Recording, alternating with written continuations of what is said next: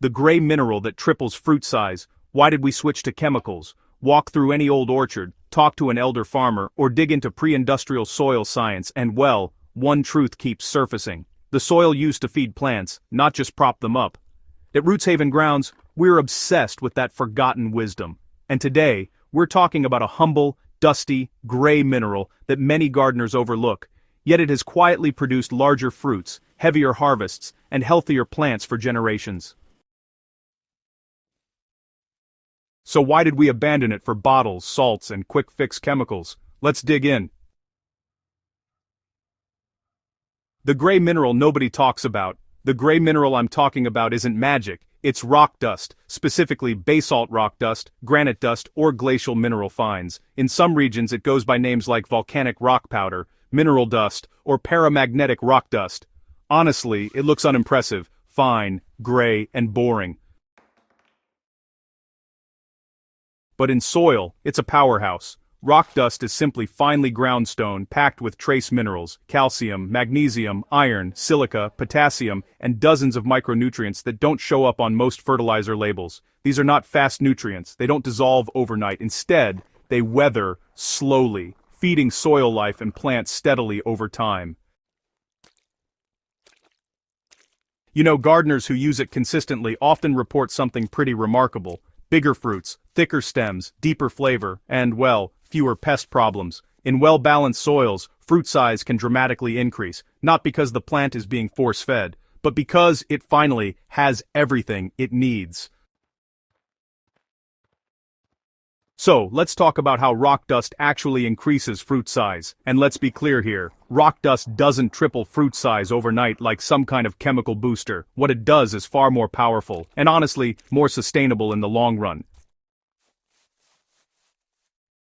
Fruit size, at its core, is determined by three main things: nutrient availability, root health, and water regulation. Rock dust supports all three. First, trace minerals act as enzymatic keys. Without them, plants just can't fully use nitrogen, phosphorus, or potassium, even if those nutrients are present. You can pour on fertilizer all day, but if boron, zinc, or molybdenum are missing, growth simply stalls. Rock dust fills those gaps. Second, rock dust feeds soil microbes. Bacteria and fungi slowly dissolve minerals, trading nutrients with plant roots in exchange for sugars. This microbial activity expands root systems, allowing plants to draw in more water and nutrients, directly increasing fruit size and consistency.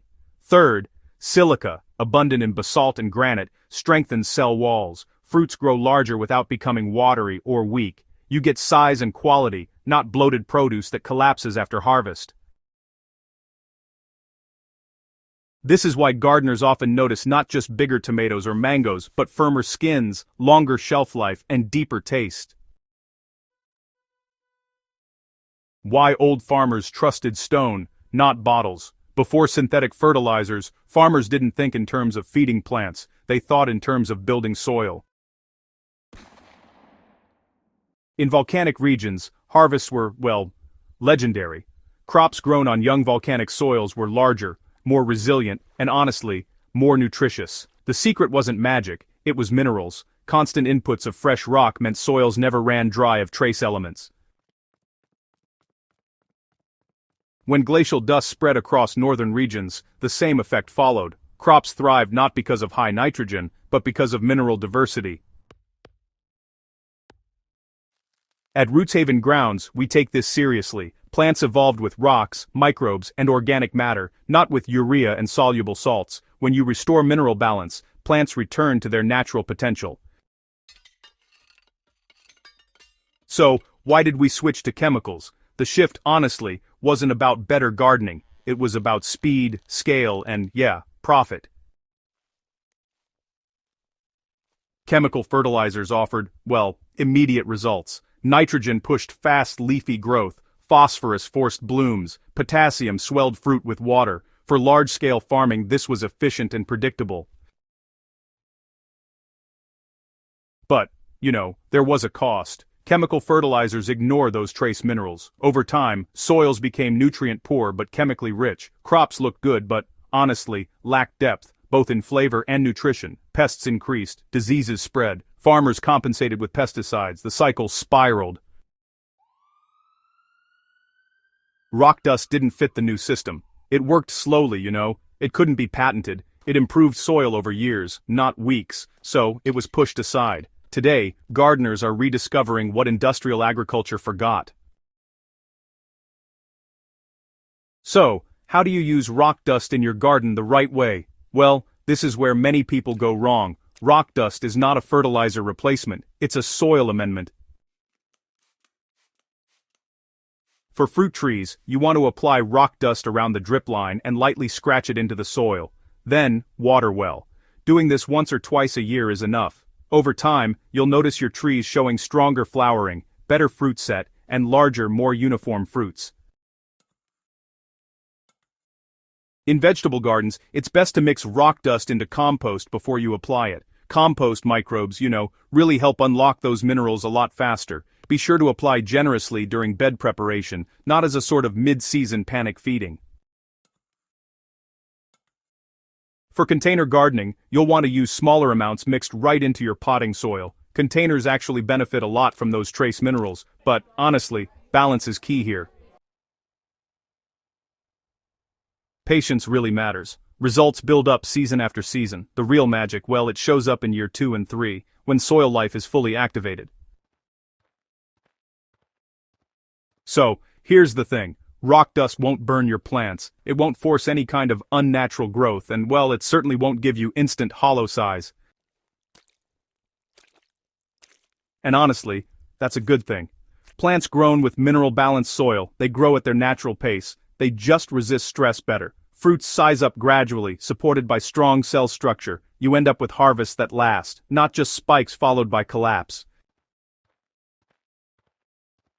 This is gardening for folks who think long-term, gardeners who really care about soil legacy, not just this season's yield. Beginner-friendly, expert-approved. If you're new to gardening, rock dust is honestly, really forgiving. It's hard to overdo, easy to apply, and it just works quietly in the background while you learn. And if you're experienced, well, it fills the gaps you've probably been fighting for years. Those mysterious deficiencies, inconsistent fruiting, even flavor loss despite what seems like a perfect feeding schedule. At Roots Haven Grounds, we see rock dust as a foundation. Pair it with compost, mulch, and, good watering practices, and your garden starts behaving differently, healthier, calmer, more productive. So, here's the bigger picture. Growing food, not just crops. When fruits grow larger naturally, something else happens. They become more nutrient-dense. Minerals don't just affect plant growth, they affect human nutrition too.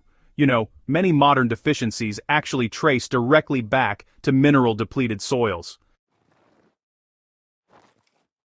By restoring minerals, you're not just growing bigger fruit, you're growing better food, and honestly, that's the kind of gardening we stand for here. The gray mineral doesn't shout, it doesn't come in shiny packaging, but it works with nature, not against it. We didn't switch to chemicals because they were better, we switched because they were faster. Now, gardeners like you are bringing balance back, one handful of soil at a time. If this kind of grounded, no-hype gardening speaks to you, you're in the right place. Go ahead and subscribe to Roots Haven Grounds for more forgotten gardening wisdom, share this article with a fellow grower, and let's rebuild our soils the way nature intended.